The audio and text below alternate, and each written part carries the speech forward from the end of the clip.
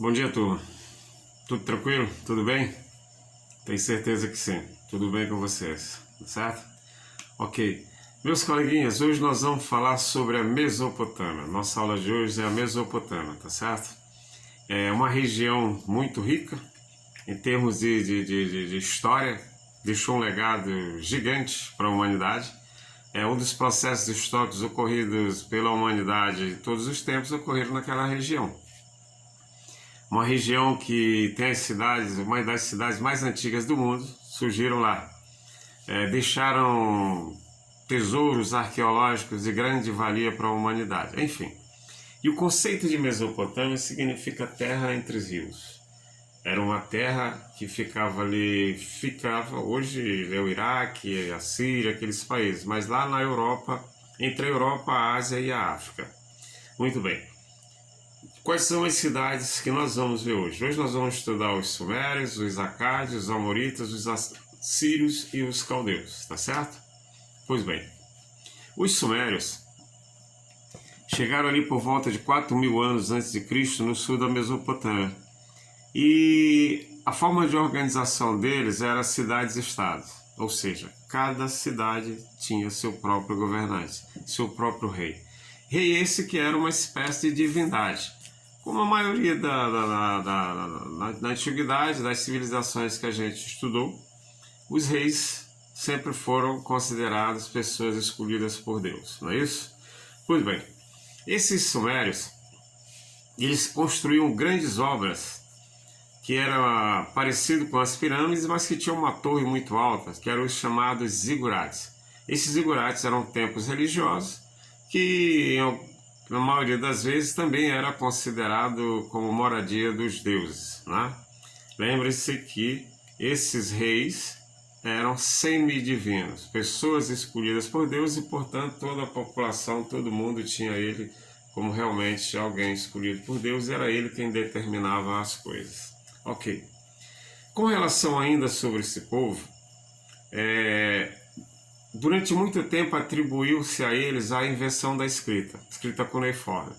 Hoje se sabe que essa escrita, por achados arqueológicos, sabe que ela pode ter sido também, outros povos podem ter inventado ao mesmo tempo. Existem achados arqueológicos que indicam que foi a Índia, que foi o Egito, que foi a China e os próprios Sumérios, né? A própria Suméria. Pois bem, esses sumérios, como é que eles escreviam?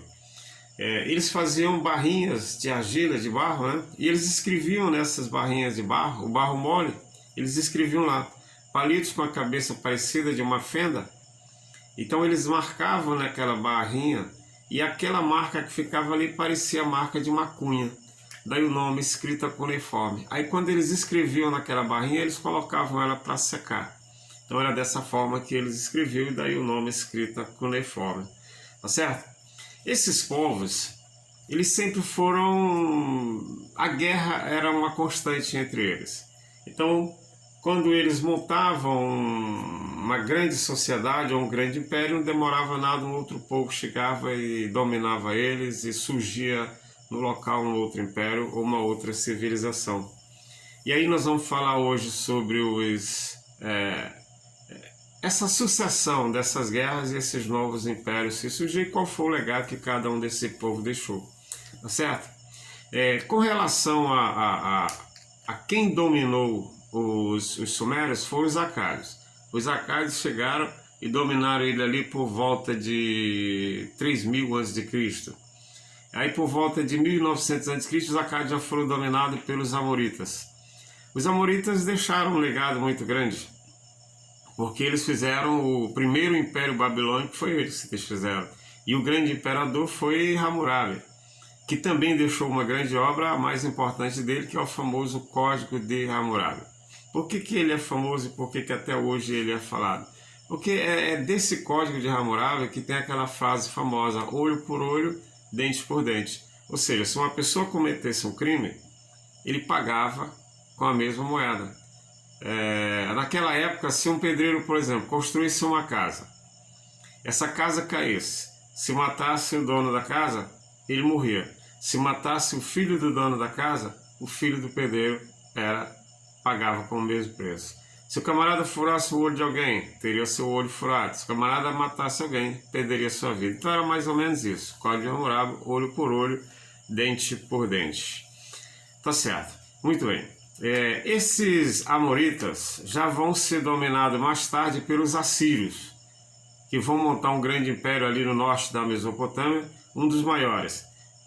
Pegou a Síria, pegou a Fenícia, pegou a Palestina e pegou o Egito. Então muito grande. Que mais tarde, por volta de 612, também vai ser dominado por outros povos, que são os caldeus.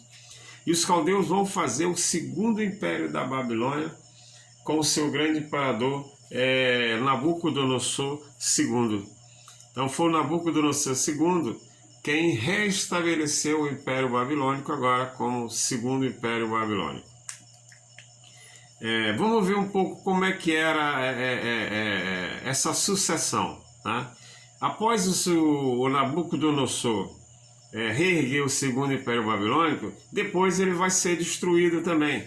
Vai chegar um povo ali por volta de 539, sob o comando de Ciro, considerado um dos maiores imperadores de todo o tempo, Ciro o Grande.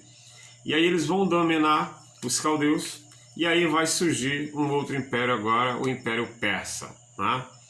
Pois bem, lá nessa região, a religião, eles eram politeístas, tinham vários deuses. A mulher dificilmente, muito difícil uma mulher chegava a comandar uma sociedade daquela. Então era uma sociedade de dois homens. Eram os homens que governavam e eles eram considerados deuses. Quando a gente estudou o Egito, você vê que no Egito, inclusive, esses camaradas casavam com a própria irmã, porque não podiam misturar o sangue com outras famílias, tá certo? Então, para manter a linhagem, para manter o sangue, eles casavam dentro da própria família.